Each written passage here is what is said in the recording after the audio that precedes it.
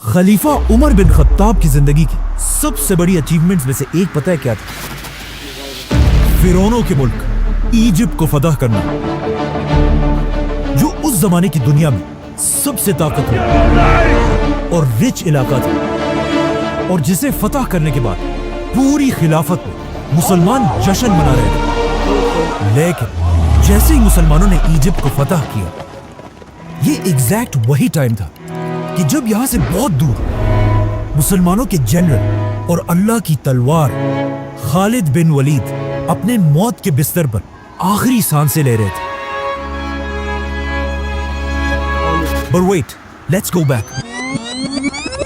इस सब से 4 साल पहले खलीफा उमर ने खालिद बिन वलीद को मुसलमानों की फौज से निकालकर उन्हें खिलाफत की हर पोस्ट से दूर रहने का हुक्म दिया था, जिसके बाद खालिद बिन वलीद आराम से सब कुछ छोड़कर अपने घर चले गए। लेकिन इस टाइम को भी उन्होंने वेस्ट नहीं किया, क्योंकि उन्हें पता था कि उनकी सारी जिंदगी इस्लाम के लिए जंगों में गुजरी है। तो अब पहली बार उन्हें टाइम मिला कि वो तलवार को छोड़कर कुरान को स्टडी करें। लेकिन अपनी ये जिंदगी में खालिद बिन वलीद सुकून से नहीं गुजार सके, क्योंकि फौज से निकलने के कुछ ही अरसे बाद एक बहुत बड़ी बीमारी ताउन की वजह से खालिद बिन वलीद के ऑलमोस्ट सारे बेटे उनकी आंखों के सामने फौत होने लगे। मतलब खालिद बिन वलीद को जिंदगी के आखिरी हिस्से में अपने सारे जवान बेटों के मरने का गम देखना पड़ा, और उनके सिर्फ 3 ही बेटे जिंदा रहे, जिनमें से एक बाद में खलीफा अली रज़ियल्लाहु अन्हु की फौज में जंगे सिफ़ीन के दौरान शहीद हो गए। खालिद बिन वलीद की वफात से पहले लोग दूर दूर से आकर उनसे आखिरी बार मिलने लगे, जिनमें से एक बहुत ही क्लोज फ्रेंड जब खालिद बिन वलीद से आकर मिले तो खालिद बिन वलीद ने उसे अपने जिस्म पर लगे जख्म दिखाए और उससे पूछा कि क्या तुम्हें मेरे जिस्म पर ऐसी कोई भी जगह नजर आ रही है जिस पर तलवार या नेज़े का कोई जख्म ना हो। उस शख्स ने हैरान होकर कहा कि वाकई आपका जिस्म तो पूरा का पूरा जख्मों से भरा हुआ है। जिस पर खालिद बिन वलीद ने अपने इस दोस्त से कहा कि क्या इन जख्मों को देखकर तुम्हें समझ नहीं आ रही कि मैंने हर जंग में शहीद होने की बहुत कोशिश की है, कि मैं तो अकेले अपने घोड़े के साथ हजारों की फौज के अंदर घुस जाता था, लेकिन फिर भी मुझे कोई ना मार सका, और आज मैं यहाँ एक बीमार ऊंट की तरह अपने बिस्तर पर शर्म के साथ मर रहा हूँ। जिस पर उनके दोस्त ने कहा कि क्या मतलब, आपको पता नहीं जब रसूलुल्लाह सल्लल्लाहु अलैहि वसल्लम ने आपको सैफुल्लाह, अल्लाह की तलवार का टाइटल दिया था, उसी वक्त ये बात क्लियर हो चुकी थी कि आपको अल्लाह की तलवार खालिद बिन वलीद को कोई भी किसी भी जंग में तोड़ नहीं सकता। ये सुनकर खालिद बिन वलीद के दिल को आखिर थोड़ा सुकून मिला और वो आराम से अपने बिस्तर पर लेट गए।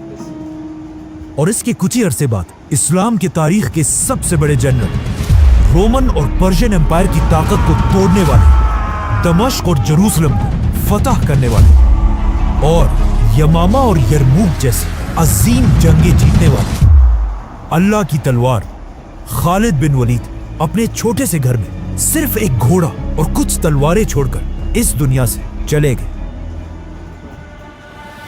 May peace be upon him. Khalid bin Waleed Syria की सिटी होम्स में फौत हुए थे, जहां पर आज तक उनकी खबर है। लेकिन खालिद बिन वलीद के मरने की खबर बिल्कुल एक आग की तरह पूरी खिलाफत में फैल गई, और जैसे ये खबर मदीना तक पहुंची, मदीना के हर गली से चीखने की आवाजें आने लगी, और वहां की औरतें इस अजीम जनरल की डेथ पर जोर जोर से रोने लगी।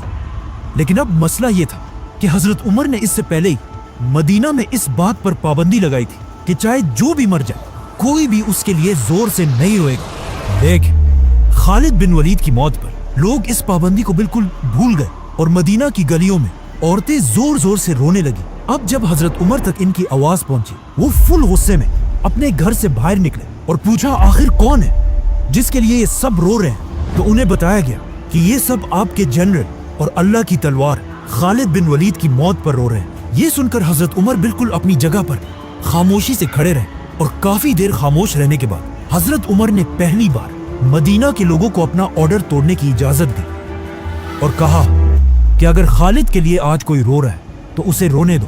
बल्कि कहा जाता है कि हजरत उमर खुद भी रोए। अब हजरत उमर को इस बात का पता नहीं था कि खालिद बिन वलीद ने अपनी वफात से पहले अपना सब कुछ हजरत उमर के हवाले करने का हुक्म दिया था, कि उनके बाद हजरत उमर ही انہیں انصاف کے ساتھ ڈیوائیڈ کریں.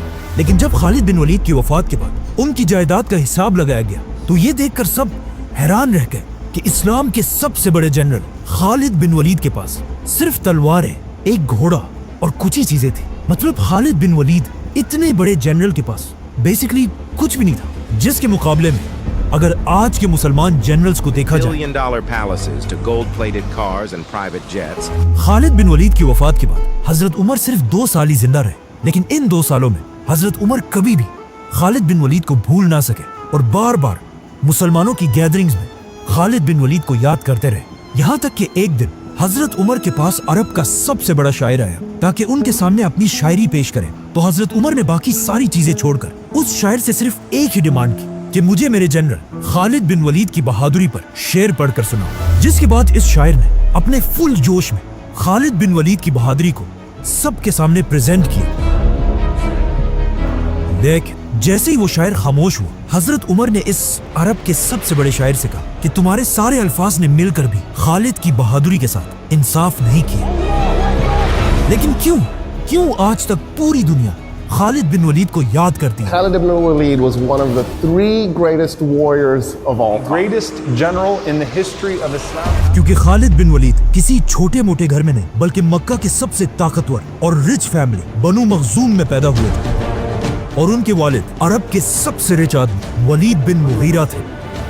مطلب خالد بن ولید کے والد کے پاس اتنا زیادہ پیسہ تھا کہ ان کی دولت کے بارے میں قرآن میں بھی بتایا گیا ہے، چھوڑ دو مجھے اور اس آدمی کو جسے میں نے اکیلا پیدا کیا، اسے میں نے بہت بڑی دولت دی، اس کے پاس رہنے والے بیٹے دیے اور اس کے لیے لیڈرشپ کا راستہ آسان بنا دیا.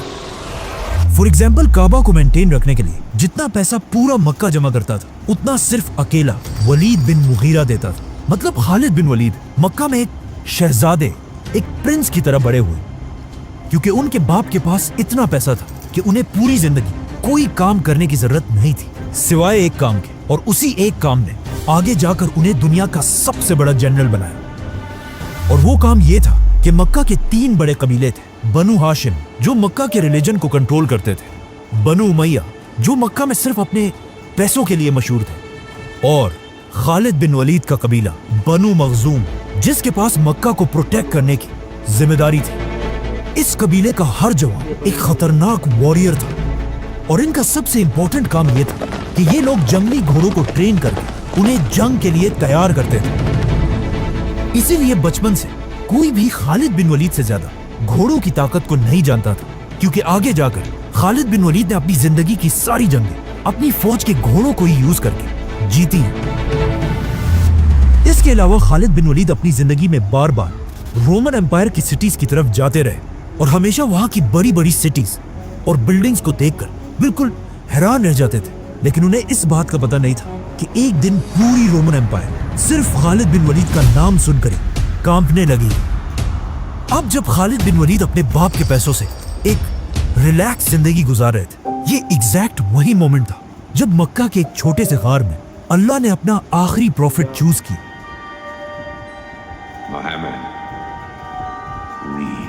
اور یہاں سے دنیا میں ایک بہت بڑا چینج آنے لگا، کیونکہ رسول اللہ صلی اللہ علیہ وسلم مکہ میں آہستہ آہستہ اسلام پھیلانے لگے. جس سے پہلے تو مکہ کے سب سے غریب لوگ اسلام کی طرف آنے لگے، لیکن صرف ایک ایسا آدمی تھا جو مکہ میں سب سے امیر ہونے کے بعد بھی رسول اللہ صلی اللہ علیہ وسلم کی باتوں سے امپریس ہونے لگا، ولید بن مغیرہ، جو بار بار رسول اللہ صلی اللہ علیہ وسلم کے پاس جا کر ان سے قرآن سنتا تھا.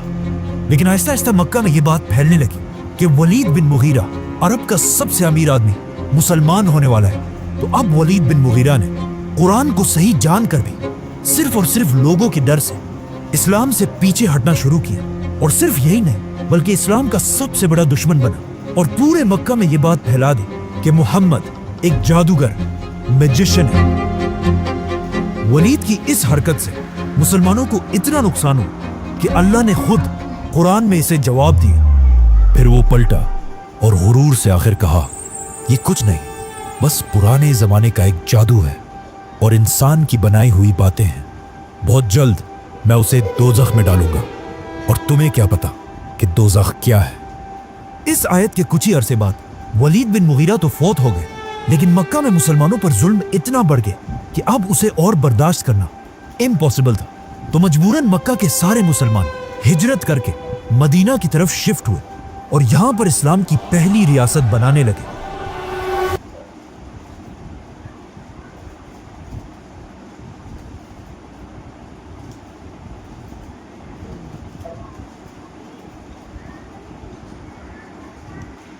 ویڈیو اچھی لگی ہو تو کامنٹ کر دینا اور آگے شیئر کر دینا اور چینل کو سبسکرائب کر دینا. بس یہی ریکویسٹ ہے. السلام علیکم.